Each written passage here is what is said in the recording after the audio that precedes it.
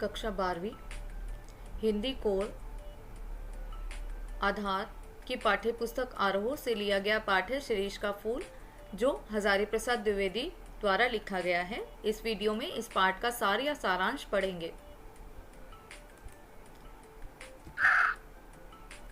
शिरीष का फूल।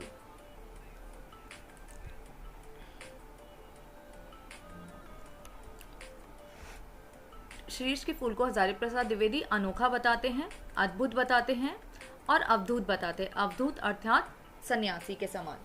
ठीक है, ऐसा कहने के पीछे लेखक का क्या तात्पर्य है कि शिरीष जो है वो किसी भी मौसम में जो है टिका रह सकता है। बहुत ज़्यादा गर्मी पड़े तो अक्सर क्या होते हैं, पेड़ पौधे तक मुरझा जाते, परंतु शिरीष का फूल कभी नहीं मुरझाता। इसलिए कवि जो लेखक जो है इसको अनोखा और अद्भुत भी बताते हैं। उसके बाद वो बताते हैं कि इसमें जो है धैर्य बहुत है। ठीक है, इस फूल के अंदर धैर्य बहुत है, इसके अंदर सहनशीलता बहुत ज़्यादा है, इसलिए हमें इस फूल की तरह बनना चाहिए। यही लेखक जो है इस पाठ के अंदर बताने का प्रयास करते हैं। अब ये जो पेड़ है, देखो हर समय धूप हो, बारिश हो, कुछ भी हो, मौसम का कोई भी प्रकोप इस पे पड़े, इसको कोई फर्क नहीं पड़ता, ये फिर भी खिलखिलाता रहता है। अन्य फूलों से देखो ये देखने में भी कितना अलग है। ठीक है, इसका जो पेड़ है हमेशा ही फूलों से लदालद रहता है। तो इसकी खूबियों की तरफ लेखक ने ध्यान दिया है कि इससे हमें शिरीष के फूल से क्या सीखना चाहिए। ठीक है, दूसरी बात यहाँ पे लेखक ने ये भी बताया है कि इस फूल के ऊपर जो है अन्य कवियों ने ध्यान नहीं दिया। ठीक है, जो प्राकृतिक कवि होते थे ना, प्रकृति के बारे में लिखा करते थे, उनमें से अनेकों कवियों ने जो है शिरीष को इसका वो महत्व नहीं दिया जो देना चाहिए था। वही यहाँ पे लेखक बताते हैं, इसके हर तरीके से इसको बताते हैं कि कैसे ये जो है परिस्थितियों से लड़ता है, परंतु फिर भी जो है अपने आप को बनाए रखता है और औरों को प्रेरणा ही देता है। तो यहाँ पे सबसे पहले लेखक बताते हैं कि भाई शिरीष के पेड़ के ऊपर झूला डाला जा सकता है, क्योंकि वह स्त्रियों का भार तो उठा ही सकता है। अर्थात सबसे पहले देखो कि हमने क्या माना। ठीक है, लेखक ये बताते हैं कि भाई पुराने कवियों ने क्या किया है, शिरीष के फूल को बहुत ज्यादा कोमल माना है। ठीक है, पर लेखक बताते हैं कि हाँ इसका पेड़ कमजोर तो होता है, मान लेते हैं अन्य पेड़ों की तुलना में। ठीक है, पर फिर भी इतना भी कमजोर नहीं है कि अगर इस पे झूला डाला जाए तो ये स्त्रियों का भार ना सह पाए। स्त्रियों का तो वजन कम होता है, तो हम इसको सह सकता है, मतलब ये पेड़ सह सकता है। मतलब इन्होंने इस तरीके के पॉइंट्स रखे हैं कि क्यों हमने शिरीष के पेड़ को उतना महत्व नहीं दिया, इसके फूल को उतना महत्व नहीं दिया। इसलिए वो यहाँ पे इस पे झूला डालने की बात करते कि हम क्यों केवल जो है इसके ऊपर जो है झूला नहीं डाल सकते। ठीक है, उसके बाद लेखक जो है इस बात से बहुत ज़्यादा दुखी होते हैं। अब लेखक का दुख किस बात का है कि जिस तरीके से शिरीष के फूल को हमने नकार दिया ना कवियों ने, क्योंकि कवि का काम क्या होता है, प्रकृति हर एक चीज़ के ऊपर, हर एक वस्तु के ऊपर जो है कवियों ने लिखा है। ठीक है, तो शिरीष के फूल के महत्व को भी तो कवि बता सकते था, उन्होंने इस तरफ ध्यान ही नहीं दिया। ठीक है, तो वो एक उदाहरण लेते हैं अशोक के फूल का और वो बताते हैं कि अशोक के फूल के महत्व को ठुकराया गया, वैसे ही शिरीष के फूल के महत्व को भी ठुकराया गया। मतलब क्या है कि कवियों ने क्या किया था, जो यहाँ पर कवि रहे हैं ना, जितने भी कवि हैं हमारे पुराने, सबने शिरीष के फूल को नकार दिया। तो यहाँ पे लेखक यही बताते हैं कि उन्होंने अशोक के फूल को भी नकार दिया था, उसको भी ठुकराया, अपने साहित्य में अशोक के फूल को जगह नहीं दी। ठीक है, कवि जो भी रचनाएं करता है, लेखक यही बता रहा है कि कवि ने जितनी भी रचनाएं बनाई हैं, उन रचनाओं में उन्होंने ना तो अशोक के फूल को महत्व दिया, ठीक है, और ना ही उन्होंने शिरीष के फूल पर महत्व दिया। तो इसलिए जो है लेखक दुखी होते हैं कि अशोक का फूल भी अपना महत्व रखता है और शिरीष का फूल भी अपना महत्व रखा है, तो फिर लेखकों ने कवियों ने जो है इसके विषय में क्यों नहीं लिखा, इस बात का जो है कवि दुख मनाते हैं। अब फिर वो एक उदाहरण लेते हैं गांधी जी का। ठीक है, देखो कितना हल्का फुल्का सा फूल है, इस और ध्यान देना। ठीक है, कि कितना हल्का सा फूल है, हाथ लगाओ तो ऐसा लगता है कि वो गिर जाएगा या टूट जाएगा। ठीक है, पर इसकी मजबूती की तरफ लेखक ध्यान देते हुए कहते हैं कि भाई देखो, उदाहरण अब इन्होंने गांधी जी का लिया है कि गांधी जी में शारीरिक बल कम था परंतु आत्मबल अधिक था, वैसे ही शिरीष के फूल में भी आत्मबल है। ठीक है, तो लेखक यहाँ पे यही बताते हैं कि भाई इसके दिखावटीपन पे मत जाओ कि ये कमजोर है।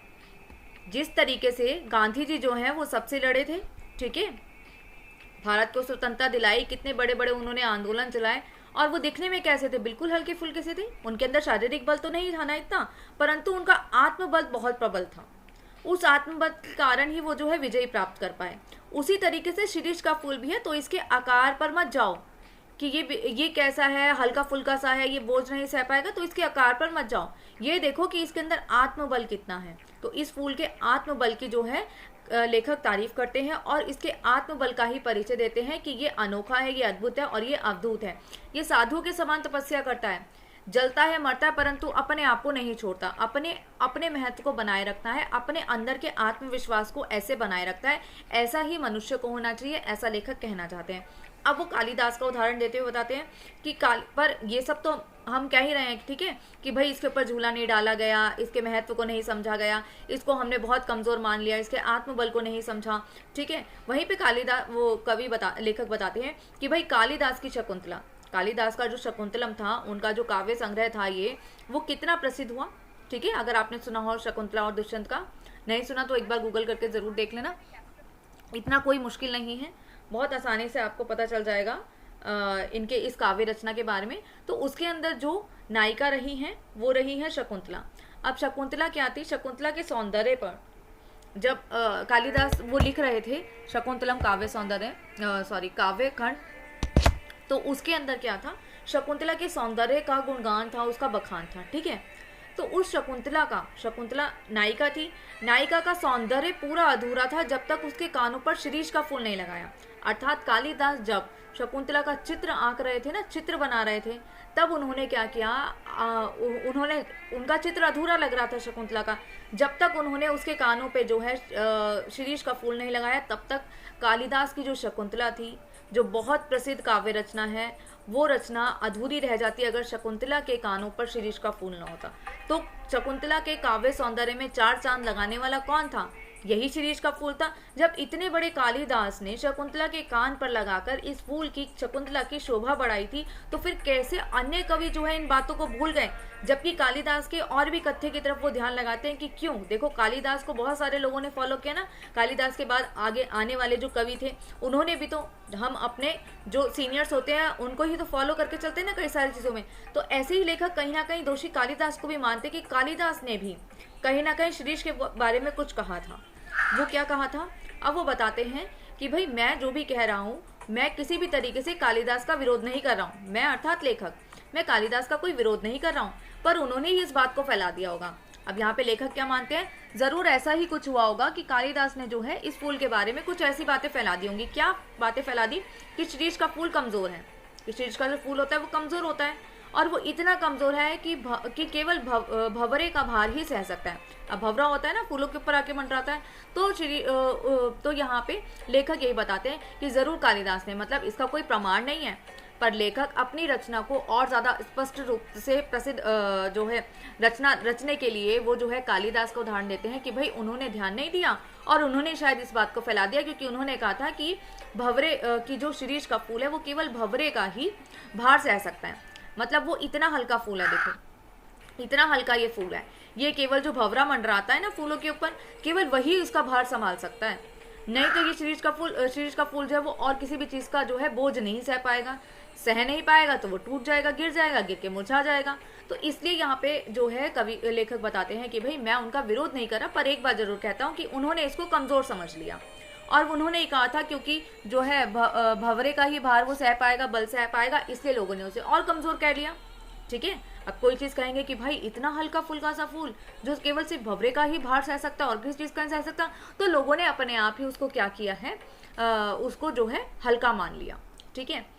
लेखक कहते हैं कि मैं इस बात को नहीं मानता, पर लेखक कहते हैं कि मैं नहीं मानता इस बात को, किस बात को, कि भंवरे का ही भार वो सह सकता है। किसी ने शिरीष की मजबूती की ओर ध्यान नहीं दिया। अब यहाँ पे किसी से लेखक का क्या मन है, अन्य कवियों से, कि कितने सारे कवि हमारे साहित्य में रहे हैं, ठीक है, परंतु किसी भी कवि ने क्या किया है, उसकी जो मजबूती है उसको नहीं जाना। अब उसकी मजबूती की तरफ ध्यान दिया ही नहीं, किसी ने भी ध्यान नहीं दिया, तो हमें कैसे पता चलेगा कि शिरीष के फूल के अंदर भी मजबूती है। अब हम जैसे आम लोग तो एक होता है कवि, ठीक है, परंतु हम जैसे आम लोग तो अपने दिमाग में इतनी कल्पना नहीं कर सकते ना। हमारे कवियों ने हमें बताया, हमें उसकी किसी वस्तु की, किसी प्रकृति, किसी सौंदर्य की अगर हमें वो बताएंगे तभी हम उस और अपना ध्यान ला पाएंगे, ठीक है। तो यहाँ पे लेकर यही कहते थे कि किसी ने उसकी मजबूती की तरफ ध्यान ही नहीं दिया, बस सबने यही मान लिया कि भंवरे का भार नहीं सह सकता तो मतलब वो कमजोर है। केवल भंवरे का भार सह सकता है, इसलिए वो फूल कमजोर है। तो सबने मान लिया, पर मैं इस बात को नहीं मानता। तो वो बताते हैं कि इसके फल, अब यहाँ पे वो क्या है, इसकी प्रमुखता बताते हैं इस शीरीष के फल की, पेड़ की, कि भाई इसके जो फल होते हैं, ठीक है, इतने मजबूत होते हैं कि नए फलों के निकलने पर भी अपना स्थान नहीं छोड़ते। अब लेखक इसकी महत्ता बता रहे हैं, इसका महत्व बता रहे हैं इस फूल का, इस पेड़ का, कि इसके ऊपर जो फल लटकते हैं ना, वो इतने ज्यादा मजबूती से टंगे हुए होते हैं कि नए फलों के निकलने पर भी अपना स्थान नहीं छोड़ते। अब पेड़ है, एक फल अगर पूरी तरीके से पक जाएगा तो अपने आप पेड़ को छोड़ देता है ना, वो नीचे गिर जाता है, परंतु नहीं, इस पेड़ में फलों की पकड़ इतनी ज्यादा मजबूत होती है कि नए फल भले ही आ जाए, परंतु ये अपने स्थान को नहीं छोड़ते, और तब तक नहीं छोड़ते जब तक नए फल और पत्ते उनको धक्का मारकर उन्हें बाहर नहीं निकाल देते। मतलब नए फल निकलेंगे तो उसको जब धक्का लगेगा ना पुराने वाले फल को, जब तक उसको धक्का मार के नहीं निकाला जाता तब तक वो नहीं निकलते। तो कितना ढीठ और कितना मजबूत है ये, इस और तो किसी ने ध्यान नहीं दिया। तो इस और हजारी प्रसाद द्विवेदी लेखक जो है हमारा ध्यान आकर्षित करना चाहते हैं। उसके बाद वो एक और उदाहरण देते हैं इसी उदाहरण का, मतलब ये जो मजबूती बताई ना उन्होंने कि किस तरीके से धक्का देकर जो है, मतलब इतना ढीठ इतना मजबूत है होता है ये फल कि हमें धक्का देकर उसे हटाना पड़ता है, वो खुद से जो है पेड़ को नहीं छोड़ता। इसी शीरीष के फूलों की तुलना उन्होंने किससे करी है, नेताओं से करी है। ठीक है, लेखक बताते हैं कि नेता जो वृद्ध हो चुके हैं परंतु फिर भी अपना स्थान नहीं छोड़ते, युवा पीढ़ी को पद पर आने नहीं देते। अब हमारे मंत्री होते हैं ना, बहुत बुजुर्ग हो चुके हैं, नए चीजों को समझने में समझाने में उनको समय लगता है, ठीक है, और वो नहीं परिवर्तनों को ज्यादा ध्यान भी नहीं देते। पर युवा पीढ़ी में नया जोश होता है, सब कुछ होता है, तो वो तरीके से चीजों को संभाल सकते हैं, ऐसा लेखक का मानना है। तो वो कहते हैं कि जैसे पुराने जो नेता हो गए वो वृद्ध हो चुके हैं, करना उनके बस का नहीं है, ठीक है, खास रहे हैं, इलाज करा रहे, सब कुछ करवा रहे हो, परंतु फिर भी वो अपने स्थान को नहीं छोड़ते, वो ढीठ बने बैठे रहते हैं, युवा पीढ़ी को मौका नहीं देते कि आप आके कार्यभार संभाल लो। तो ऐसे ही क्या कहते हैं वो इन नेताओं के बारे में कि जब तक कि वह धक्का मारकर इनको, जब तक कि युवा पीढ़ी इनको धक्का मारकर ना निकाल दे तब तक वह वहीं पर जमे रहते हैं। तो हमारे जो नेताएं हैं वो भी हटते नहीं है जब तक उनको धक्का मार के ना निकाला जाए। वो खुद से नहीं सोचते कि मेरे बस का नहीं रह गया है काम करना तो मैं युवा पीढ़ी को मौका दूं, नहीं, वो बस पसर जाते हैं उस सीट के ऊपर, उस गद्दी के ऊपर। तो ऐसे ही लेखक बताते हैं ऐसे ही तो है हमारा शीरीष का फूल, वो भी तो इतना मजबूत है कि फलों के भार से वो जो है फल नए फल आ जाते हैं परंतु वो अपना स्थान नहीं छोड़ता। जब तक नए फल उसको धक्का धक्का मार के नहीं निकालेंगे तब तक वो नहीं निकलेगा। ऐसे ही हमें जो है मंत्रियों को भी जो है युवा पीढ़ी को धक्का मारकर निकालना पड़ता है। तो दोनों ही ढीठ भी हैं, ठीक है, नेता भी और शीरीष का फूल भी, और दोनों पक्के अपनी स्थिति पर बने रहते हैं। फिर लेखक बताते हैं कि कवि बनने के लिए, अब उन्होंने क्या बताया कि कवि की ही सबसे बड़ी गलती है कि उन्होंने शीरीष के फूल के ऊपर ध्यान नहीं दिया। तो वो बताते हैं कि कवि बनने के लिए क्या चाहिए होता है, आपको घोर तपस्या करनी होती है। कवि बनना आसान नहीं है, कवि बनने के लिए साधना और प्रेम का होना अति आवश्यक है। जब भी आप किसी भी कार्य में लगे हो, अगर आप उसके प्रति एक ध्यान नहीं संपूर्ण आपका ध्यान उस कार्य की तरफ होना चाहिए, उससे प्रेम होना चाहिए, तभी तो आप उस काम को अच्छा कर पाओगे। तो कवि ने यहाँ पर तो हजारी प्रसाद द्विवेदी जी ने, लेखक ने क्या किया है, सबको बता दिया, जिन जिन कवियों ने जो है शीरीष के फूल के ऊपर ध्यान दिया उन सबको बताया कि उनके कहीं ना कहीं काम में कमी थी, उनकी साधना में कमी थी, उनकी काव्य रचनाओं में कहीं ना कहीं कमी रही है, क्योंकि वो जो है शीरीष के फूल की महत्ता को देख ही नहीं पाए।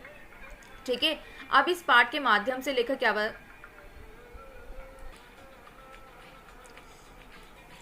प्रस्तुत कथ्य को प्रस्तुत करने के पीछे लेखक का केवल एक ही उद्देश्य था। मतलब लेखक ने इस बात को जो कहा है उसके पीछे लेखक का केवल एक ही उद्देश्य था कि पुराने कवियों ने शीरीष की महत्ता को नहीं पहचाना और इसी कारण शीरीष का फूल जो है आज खो गया है।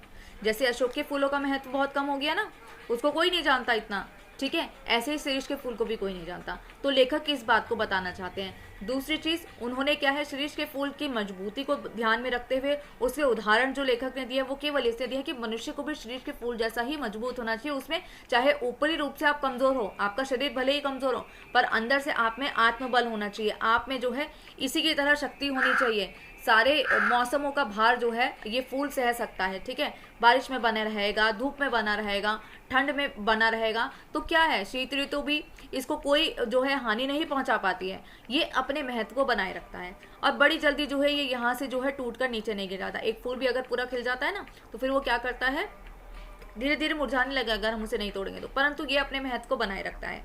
इस पर अगर फल लटकने लगते हैं तो ये अपने फल को भी नहीं तोड़ता। तो ऐसे ही मनुष्य को भी होना चाहिए, बिल्कुल ढीठ इसकी तरह मजबूत होना चाहिए, ठीक है। जैसे उन्होंने गांधी जी का उदाहरण दिया, कि गांधी जी भी तो आत्मबल उसके अंदर ज़्यादा था, इसलिए वो जो है जीत हासिल कर पाए। अन्यथा उनको देखकर कोई मान सकता है कि भाई इतना कमज़ोर आदमी क्या ही कुछ कर पाएगा, परंतु उनके आत्मबल के कारण ही वो सब कुछ अचीव कर पाए। ऐसे ही हमें भी गांधी जी की तरह, शीश के फूल की तरह हमें अपने अंदर आत्मबल को लाना होगा। हम भी जो है इसकी तरह बन सकते हैं। बस केवल इतना ही लेखक जो है इस पूरे पाठ के माध्यम से समझाना चाहते हैं।